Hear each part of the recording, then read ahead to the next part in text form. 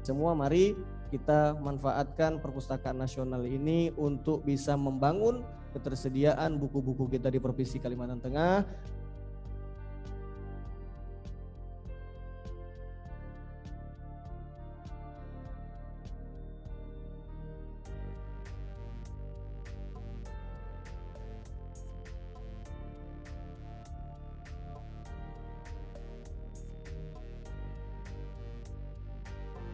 Selamat pagi, semangat pagi ibu-ibu, bapak-bapak, teman-teman semua. Saya sebagai Kabid Pelayanan Teknologi Informasi dan Kerjasama Perpustakaan Kuntet Berkat Asih, saya dalam hal ini menyampaikan bahwa saya sudah mendaftar sebagai anggota Perpustakaan Nasional. Penting sekali kita punya kartu tersebut, karena itu kartu anggota Perpustakaan Nasional itu seumur hidup, dan kita juga bisa selain offline dan online kita bisa pinjam. Waktu peminjaman buku-buku tersebut sebanyak 5 hari.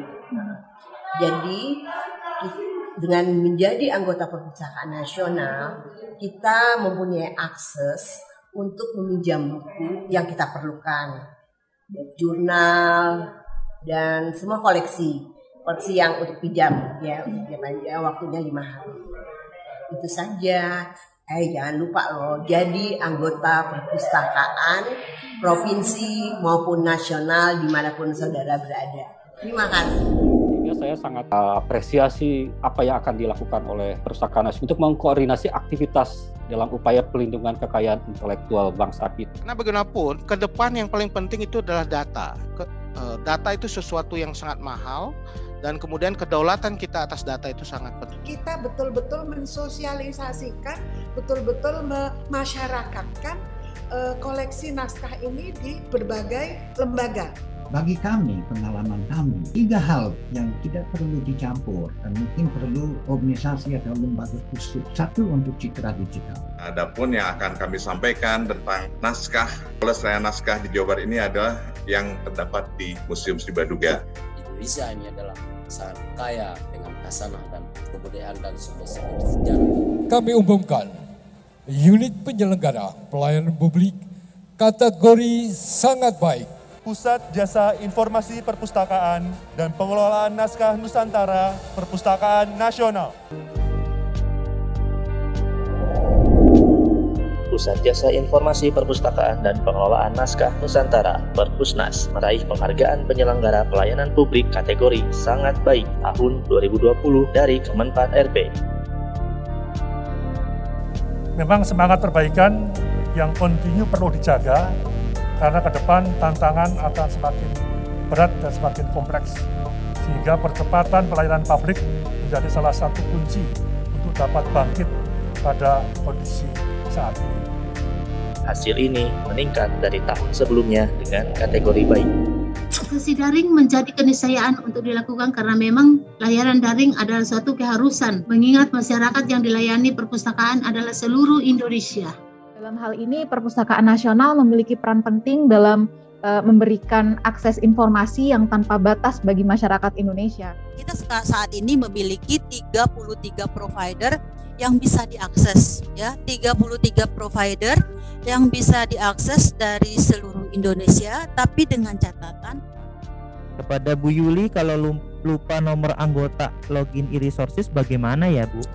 Lupa anggota, Bu. Nomor anggotanya lupa, Bu. Ya. Lupa nomor anggota ataupun lupa password, itu silakan. Itu kan tadi di lamannya Perpustakaan Nasional. Selamat pagi. Hari ini akan ada acara Lip Talk yang sekarang sudah ketiga kalinya. Kami dari Pusat Jasa Informasi Perpustakaan itu mempunyai fungsi salah satunya melaksanakan bimbingan teknis supervisi khusus di bidang layanan perpustakaan. ada pakai English Lite atau pakai Slims, kemudian repositorinya mungkin pakai ePrints, kemudian ada jurnal pakai OJS, itu kan 3 teknologi yang berbeda. Terus kalau misalnya ingin menggabungkan dalam satu pencarian ke semuanya bagaimana? Nah, cara paling gampang adalah dengan kendala terbesar ketika perpustakaan tidak mau berkembang itu bukan soal ke budget tapi ke pustakawannya. Ketika pustakawannya mulai punya semangat untuk mulai mengembangkan perpustakaan setiap unit kerjanya, maka jalannya akan ada begitu. Kan yang mau bertanya langsung open mic. Halo, saya mau bertanya. Saya dari BPK Penabur. Kalau kita mau daftar di IOS itu harus bisa nggak sih satu nama aja? Untuk akses koleksi-koleksi digital, silakan Bapak, Ibu, dan teman-teman peserta bimbingan pemustaka online mengakses. Mau pakai kertas apa aja, monggo. Kemudian di Perpustakaan Nasional kita buat clipping nggak sih? Kebetulan kami melanggan satu koran itu dalam sehari ada sekian eksemplar, Bapak Ibu. Jadi satu yang kami simpan untuk sebagai koleksi kami, yang lainnya itu akan dibuat sebagai, akan digunting-gunting, dipotong-potong seperti kita waktu kita kecil bikin clipping. Karena koran atau majalah itu kan produk produk dagangan ya. Jadi zaman kolonial koran itu produk dagangan.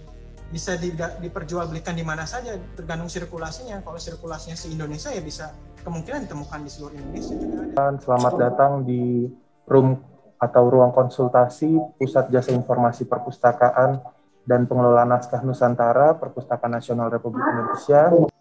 Konsep pengunjung perpustakaan emang harus berubah.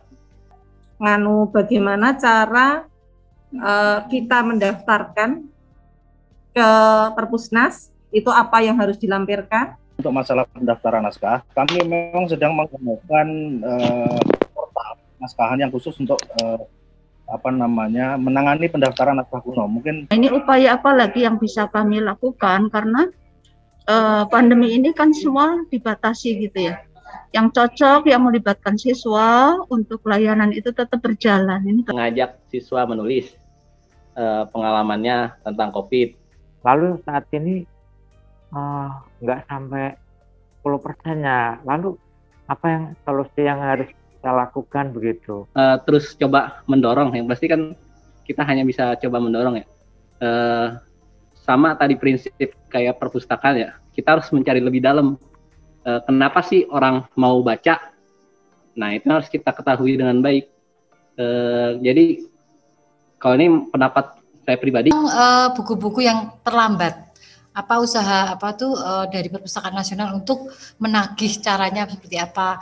Kalau terlambat di sistem kami itu otomatis akan ada mengirim ke email, ke nomor HP juga kalau tidak salah itu ke pemustakanya. Perpustakaan Nasional memiliki layanan perpustakaan elektronik keliling di mana di situ berupa armada bus yang menyediakan peralatan multimedia seperti laptop dan jaringan internet, sehingga para pemustakanya itu menelusur informasi melalui laptop tersebut. Literasi menjadi faktor esensial dalam upaya membangun masyarakat berpengetahuan, inovatif, kreatif, dan berkarakter. Literasi yang kuat mampu mendorong manusia pada kegiatan produktif yang memberi manfaat sosial, ekonomi, dan kesejahteraan. Dan Bapak masuk ke portal Perpusnas tadi, www.perpusnas.go.id, itu Bapak bisa live chat.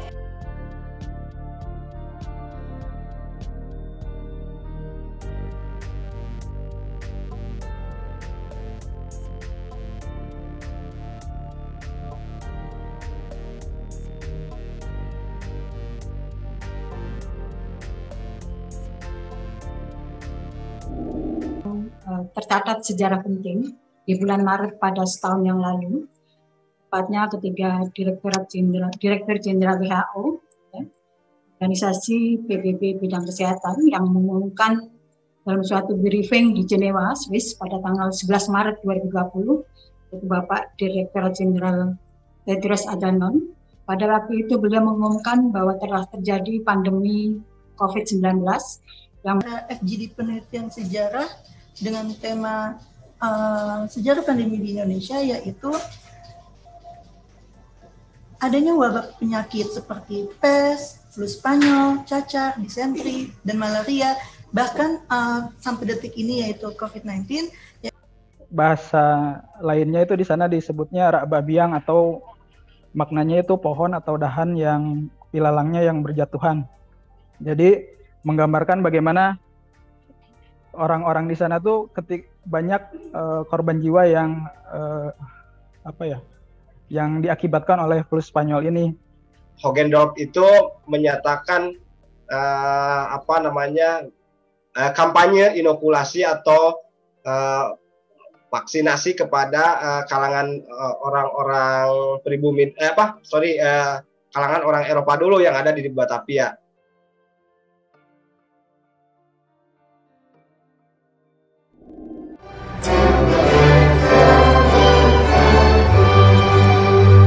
Bapak Ibu hadirin yang saya banggakan.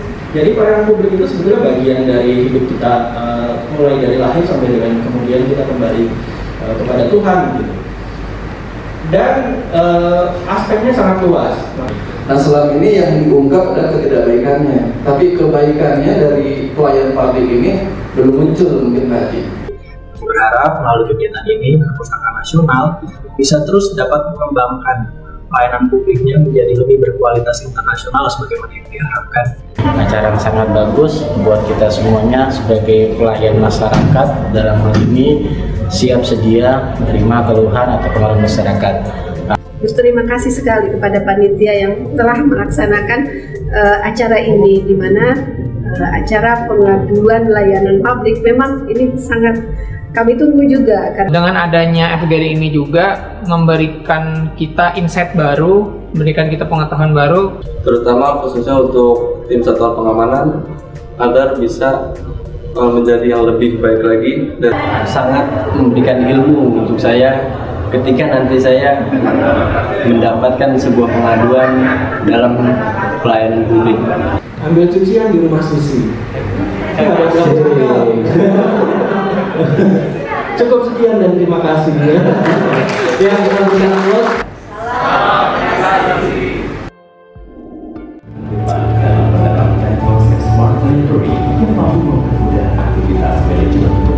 Kita OS lah. Jadi jangan pernah percaya lagi bahwa kita underestimate. Sepakat? Ini adalah Duta Perpustakaan Nasional, di mana adik-adik ini yang menyambut tamu-tamu, memberi informasi, mengarahkan mereka kemana mereka mencari informasi. Nah, mungkin bisa perkenalkan diri, tugasnya sehari-hari seperti apa? Assalamualaikum warahmatullahi wabarakatuh. Waalaikumsalam warahmatullahi wabarakatuh. Nama saya Nova. Sehari-harinya bertugas sebagai Duta Perpustakaan Nasional. Kami bertugas di lantai 1 atau 2. Jadi nanti berdirian gitu. Mungkin bisa di lantai 1. Kalau di lantai 1 tugasnya memberikan informasi kepada pengunjung, lalu menjawab pertanyaan apabila mereka ada yang ditanyakan. Kemudian kalau di lantai 2 itu ada layanan keanggotaan. Di sana kami membantu pengunjung yang ingin misalnya mendaftar keanggotaan atau mencetak kartu keanggotaan dan lain-lain. Mungkin dari Rizka mau nambah? Assalamualaikum warahmatullahi wabarakatuh. Perkenalkan, nama saya Rizka Yunita. Seperti yang tadi Mas Topa bilang, kita bertugas di lantai 1 dan lantai 2, dan saya ingin menambahkan kalau tugas Duta Perpustakaan juga ikut menyambut tamu kehormatan dan mendampingi tamu-tamu tersebut. Kita kalau ingin menggunakan layanan digital, maka pertama kemungkinan satu dengan kualitas yang harus diturunkan. Guru memberikan ilmu pengetahuan bisa dicari di mana saja, tapi perihal mendidik seorang mesin tidak akan bisa mendidik seorang manusia untuk menjadi manusia yang beradab seperti itu. Oke.